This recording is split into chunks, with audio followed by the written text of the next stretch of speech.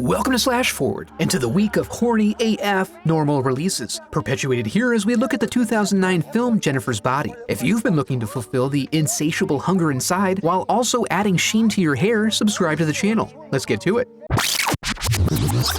We open in a psych ward where a well-loved sociopath named Anita narrates for us. After rec time, we learn that she's unafraid to show the orderlies what's what, willingly taking time in the hole when they try to regulate her Toastums consumption. Then we flash back from where we are to where we started, Devil's Kettle, a sleepy town named after a waterfall attached to a charming bottomless vortex. Here, Needy lives a mundane life, spent watching her friend watch infomercials, the first sign of psychopathy. But we snap back 2 months earlier to see life even more normal than before. Or later, I guess. And as normal as high school could be for a 23-year-old. It's just Needy and Jennifer, a couple of gals taking in some shows trying to nibble on some salty treats, which is what Jennifer calls boys. Needy tries on some fits, looking for the perfect choice so as to avoid siphoning any attention away from Jennifer, and is helped by her boyfriend Chip, who goes clawing at his belt the second she gets close. Thirsty. Jennifer then arrives and they engage in some girly grab-ass before heading out to the local club, which is more of a local dive bar for bikers. She's lusted after by every adult male, but her eyes are locked on the lead singer of the evening's headliner, Low Shoulder. She wastes no time introducing herself and laying out subtle inclinations of her sexual intentions. And as she goes to get the boys some drinks, Needy overhears them speculate about her purity, with their preference being for someone more pure. Needy's offended by this, but Jennifer is nonplussed. I'm not even a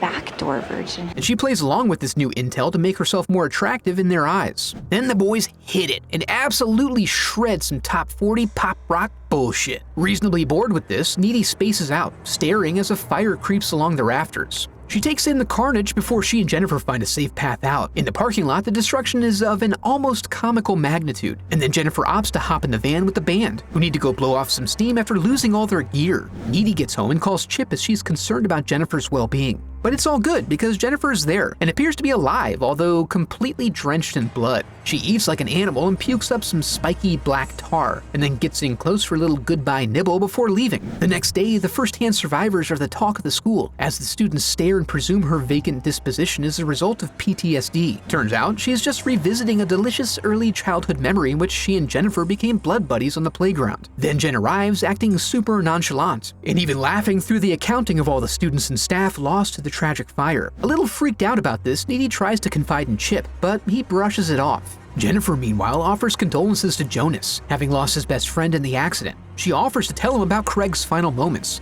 but in the woods where they have some privacy. Here, she gets all up in honoring Craig's memory, and their grief is so pure, even the animal kingdom can't help but to celebrate and bear witness. He then gets a partial handy, but Jennifer's appetite is too insistent. Mr. Wroblewski is moved by the outpouring of emotion and goes to see if he can make a connection with this deep feeler, but instead finds an eviscerated student getting lapped up by Bambi. We see them withdraw the body and share in his parents' pain as they vow revenge against the man what did this. But twert no man, and Jennifer has already ritualistically purified herself in the crystal waters of Lake Minnetonka. Feeling spry, Jennifer calls Needy to try to convince her to just move past all this trauma, and also does some playful limits testing of her power. Needy is interrupted, however, by Chip, who needs to get away from the hustle and bustle of emergency personnel around his neighbor's house related to the recent Woodland murder. And this information provides additional pieces of evidence for Needy to soak in. In the ensuing days, most of the school is in mourning while the broader world gets a throbbing tragedy boner over their situation.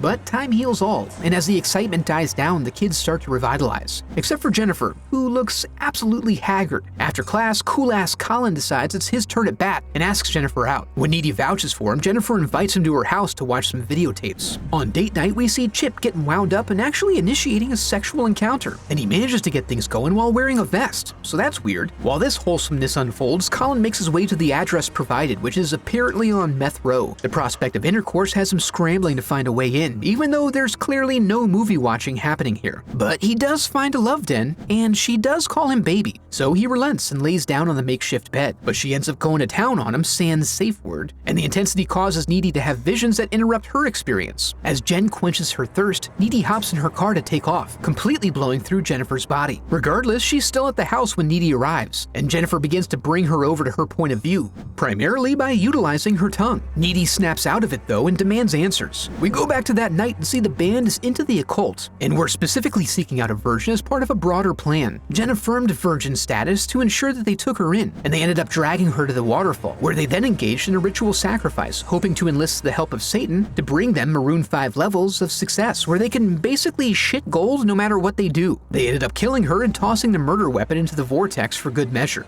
All she remembers after dying is waking up and finding Needy while desiring food, but she was unable to bring herself to kill her friend, so she went off and found another victim. Now, when she's fed, she can take a significant degree of damage without dying. These revelations are too much for Needy, so she asks Jennifer to leave. In the ensuing days, Needy learns up on demonology, discovering that the inadvertent sacrifice of a non-virgin creates an entry point for a demon. When hungry, the demon is weak and can be killed with a blade to the heart. Chip interrupts her research to talk about serious business, specifically as regards her plans for the upcoming formal. But this is kid talk to her now. She confides that she's going, but only to keep an eye on Jennifer, and she insists that he stay home for his own safety. On the special night, as the ladies of town glam up, Chip is given the gift of his first pepper spray, because it's dangerous out there for young boys right now, and as Jennifer wilts in the mirror, you just know she's gonna get it on. Needy arrives totally decked out with her eyes peeled, but is unable to locate Jennifer. We see this is because, as Chip crosses the misty fields in his Hogwarts finery, she's stalking him. She attempts to sow seeds of malcontent by telling him that Needy had been,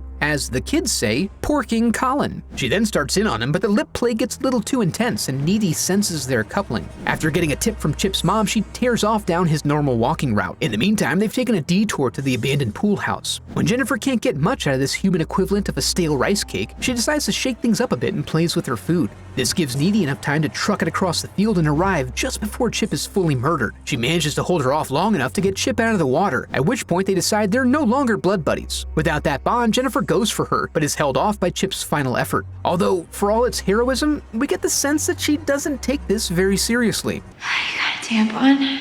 But she does leave, giving Needy a few final moments with her boy, as he dies in her arms tonight. Needy is so depressed by this outcome that she goes to bed without changing, which really means she's just gonna have that much more laundry to do tomorrow. But with a surge of motivation, she regains her focus, straps on the shit stompers, and brings us back to our old friend, sweet, sweet Tony. Needy comes through the window, and after a brief altercation, Jennifer turns them into a couple of floaters. During the mid-air struggle, Needy rips off her BFF necklace in slow motion for maximum emotional impact. This hits hard for Jennifer, who falls back to the bed. Needy then puts her full body into landing, inserting box cutter into heart. And then Jennifer's mom walks in on them, tremendously upset that they scheduled a sleepover without permission. Flash forward to now, we learn that Needy is prone to hallucinations and is full of anger. Also, getting bitten by a demon and surviving imbues one with some special abilities. So that's cool. And after feeling like she's gotten the most that she can out of her mindfulness therapy, she goes ahead and walks out. After happening upon the stream where the vortex evacuates, she equips the knife and hitches her way east to find and ensure that Low Shoulder gets their just desserts.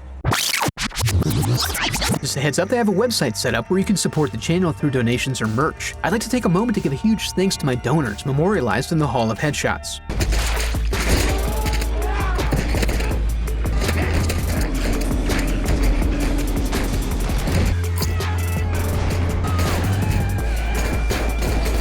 Jennifer's Body was an underappreciated film ahead of its time, sort of. The thing is, it didn't really have to be, but its release was completely boned by the terrible attempts to market a complicated and nuanced horror-based female coming-of-age story, which is really too bad because it's a solid film. Luckily, it seems to be getting a recent resurgence in the home video market. If you enjoyed the video, I'd love for you to become a part of the channel by subscribing. Thanks for watching.